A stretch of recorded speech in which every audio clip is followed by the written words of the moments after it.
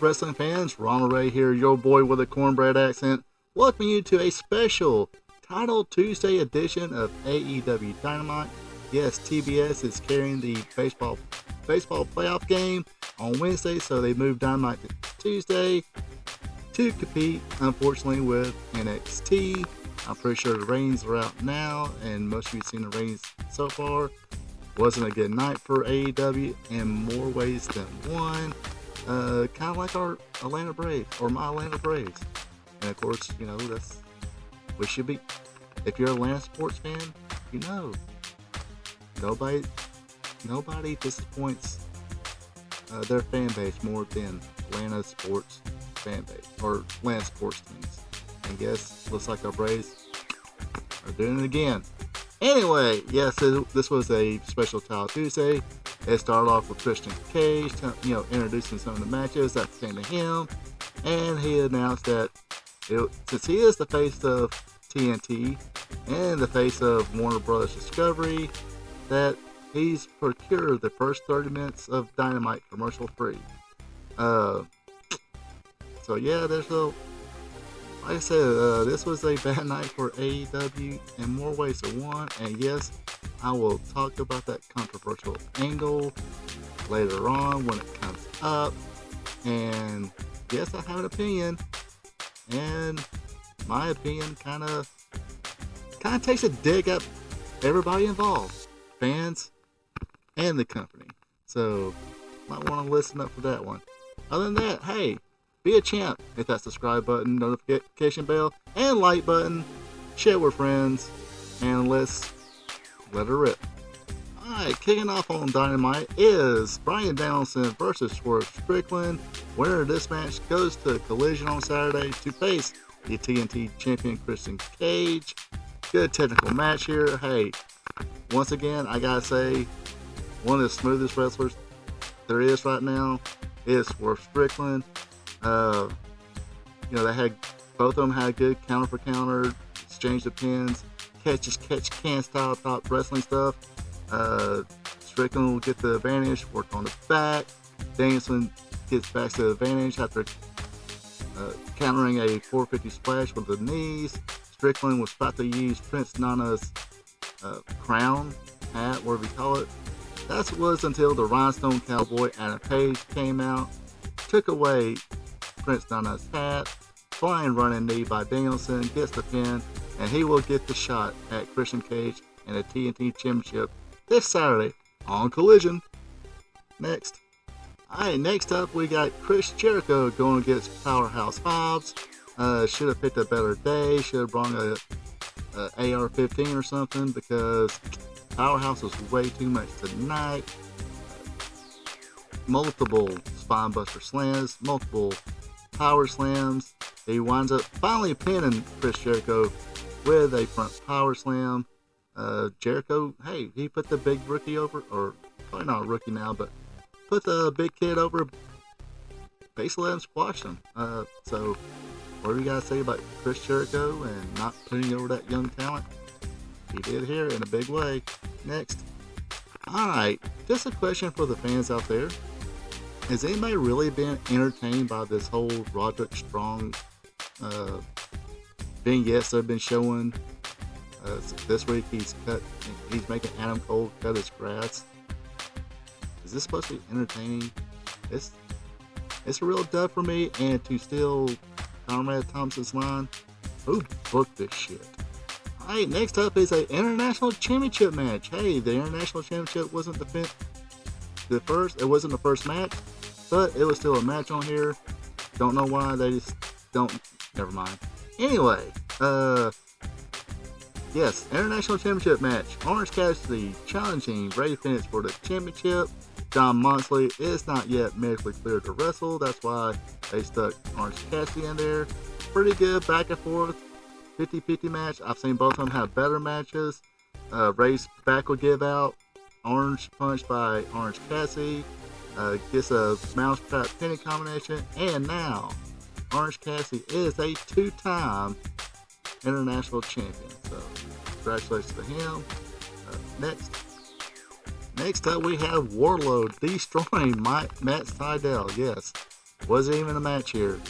Wardlow comes in, 4 power bombs, referee calls it. Your winner, Wardlow. He jumps over barricade and goes out the back door. Next. Alright, next up is Rhinestone Cowboy. Heyman Adam Page versus Jay White. This is a good match here. I can't complain about it. In the end, Page's knee buckled because it's been worked on the whole match. White went for the Blade Runner as the ref was kind of distracted by the Bang Bang Gang, Bullet Club Gold. But Page countered the Blade Runner with a Deadeye, which I've always said that should be his finisher. I think it was his finisher for a while, but not no more.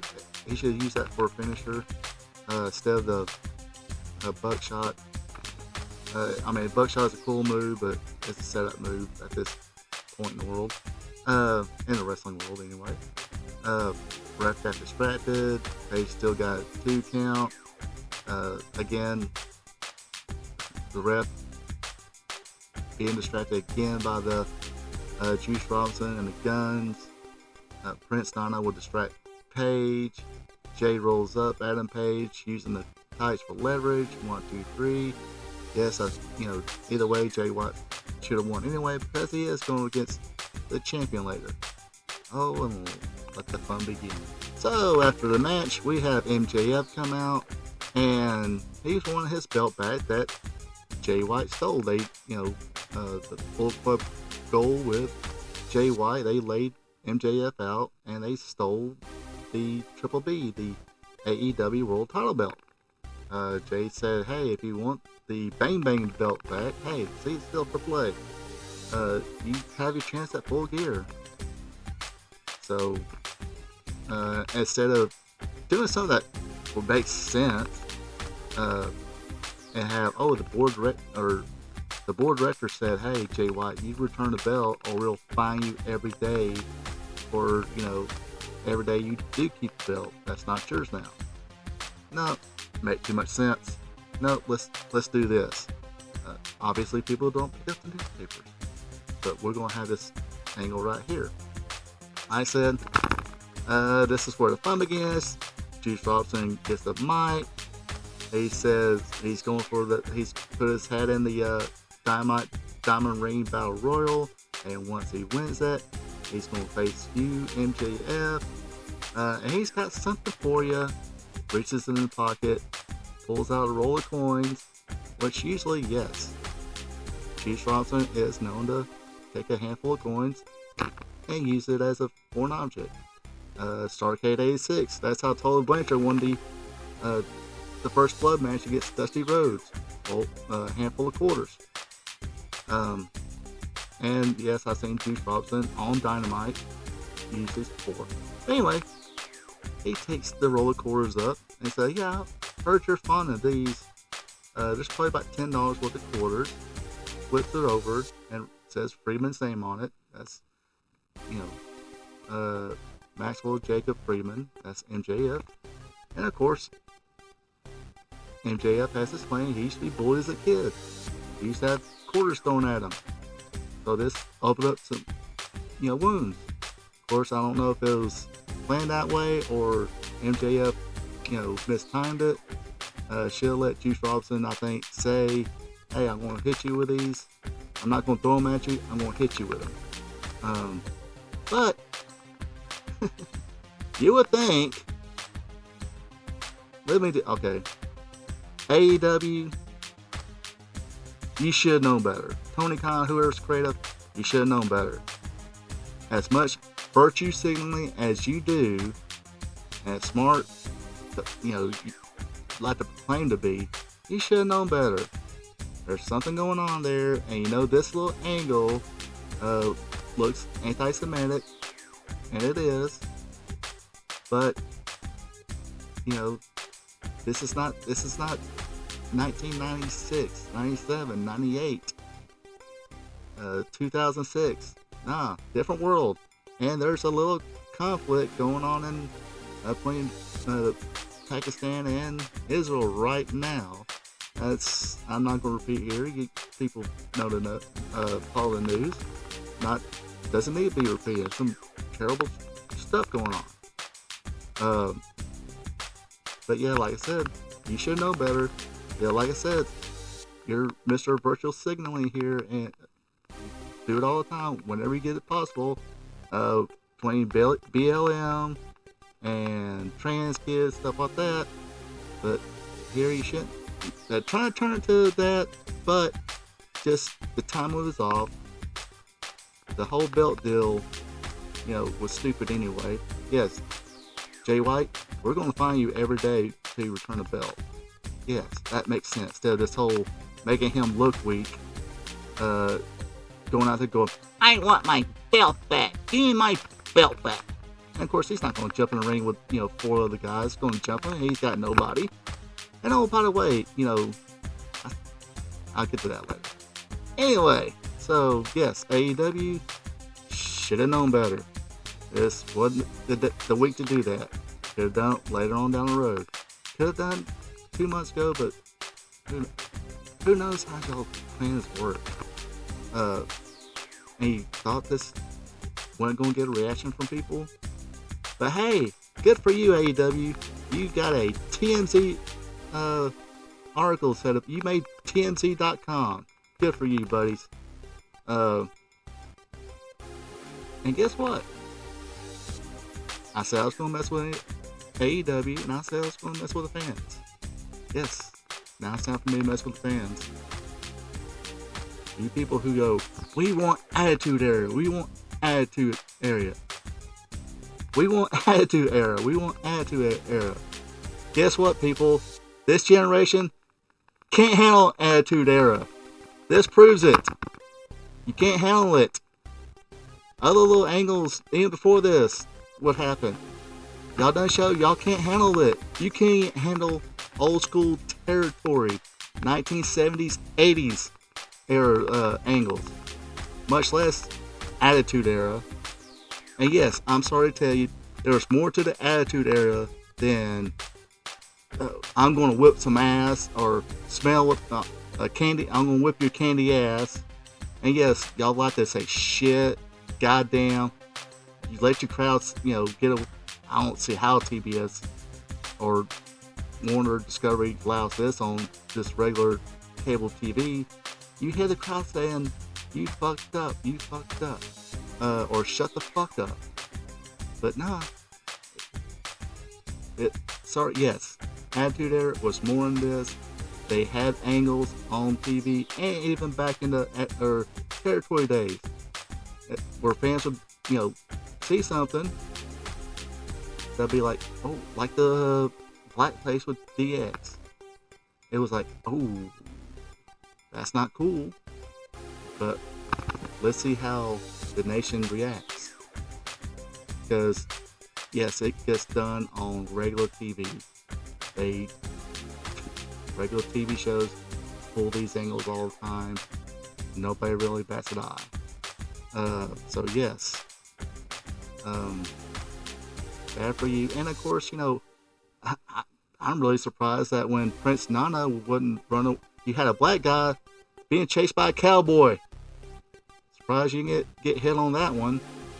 And oh, by the way, yes, you got, another angle with MJF where seems like a man is not understand that no means no. Of course, Ezra Miller gets away with stuff and he still has a job. And nobody bats an eye. But yeah, stupid on AEW, and fans don't chant for things and say you want things when you know you can't handle it. Okay, officially off that soapbox. Next. Okay, not to keep harping on that previous angle, but I wish, okay, you know how you, like an election or something like that, you particularly don't like the candidate that your political ideology, lines with, and you're definitely not going to vote for the other party, so you vote for the independent or the libertarian candidate. I won't say this is why I did here, but you can almost say it that way.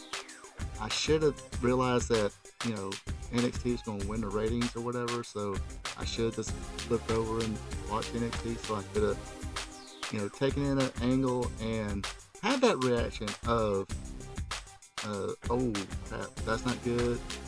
MJF did give a good reaction the way you should react to something like that, no matter who you are. That's a very human reaction right there. So he except for the mistiming, he did his job. I wish I watched the angle and did find out the angle and hear everybody whining about it. Because after I seen it and kind of think about everybody kind of whining about it, and I'm blaming both parties here. AEW, they should have known better. Fans, suck it up. You want attitude there. That's attitude there. Type angle there. Anyway, now official off the soapbox. But unfortunately, this did kind of take me out of the rest of the show. The next match was Hikaru Shida versus Saraya for the Women's Championship. Good little match here. Ruby Soho trying to interfere. It backfired. It looked like Saraya's going to successfully defend her championship. She hit Shida with one rampage, but think only got a 2 count. Got the spray paint in the eyes. Hit her with another one. Still got a 2 count, but Shida was able to counter a roll up. 1, 2, 3, and your new AEW Women's Champion is Hikaru Shida. Next. Okay, last match here. It is Luchasaurus against the Rated R superstar, Adam Copeland. I thought I was going to say Edge, didn't you? Anyway, good, not great. Luchasaurus kind of controlled a big portion of this match. Adam Copeland made a comeback. Other people got involved. Nick Wayne got involved. Christian Cage got involved. Actually, Christian accidentally hit, Luchasaurus. Or, God, what happened? Anyway, Luchasaurus got hit with something, and he thought Christian Cage did it. Distracted him for a little bit. Adam Copeland with spear, 1, 2, 3. Then here comes Nick Wayne and Christian Cage attacking Adam Copeland. Here comes Bryan Danielson. He comes in, makes a save. Here comes the Agony, whatever they're called. Like I said, I totally checked out after that. Anyway, they got involved. The rest of the BCC got involved. Claudio Castagnoli and Wheeler Yuta. But, at the end of all this melee, Edge or Adam Copeland, damn, I did it. Adam Copeland speared Nick Wayne. Bryan Danielson had Christian Cage in the lapel lock in the middle of the ring. And that's how the show ends. You had basically 3 former WWE members, superstars, centering. Last thing anybody's seen of this episode of AEW. That's how you ended it. With the exception of Chris Jericho, he put a young guy over really good. Squashed. By himself get squashed. But the Undertaker came in and took Slam on Strowman. Did you see it? He said he had a bright future. He put him over, then chokeslammed him. And then raised a hand of his, like Carmelo Hayes. Trust me, Undertaker knows how to do the little things. The little things. Listen to some Undertaker stories of how many, young up-and-comers he just gave a little bit to, just enough to put them over. He know he's going to, chokeslam him, win, whatever, or beat the snot out of him. Cody Rhodes told a story. Maven told a story. This ain't putting younger guys over. Sorry. Anyway, that does it for me on this week's AEW Dynamite Recap show. Let me know how you felt about the show. Let me know how you felt about the angle. Do you agree with me, disagree? We'll talk, like adults here. I just gave my opinion. If you disagree with me, let me know. I'll listen to everybody or read everybody's comments. But I appreciate anybody who's watching. I do appreciate you watching. And until then, you folks have a good one and take it easy. Thank you for checking out my video. I really do appreciate it. And of course, this is the part where I ask you, if you're not subscribed yet, to click on that subscribe button, leave a like, also share with friends.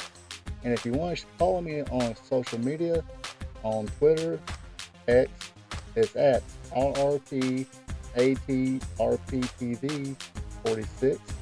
On Facebook, it's this Ronald Ray. And yes, I need to turn in my man card because I do have a TikTok. You can find me on TikTok at RP2Vision. As always, you have a good one. Take it easy.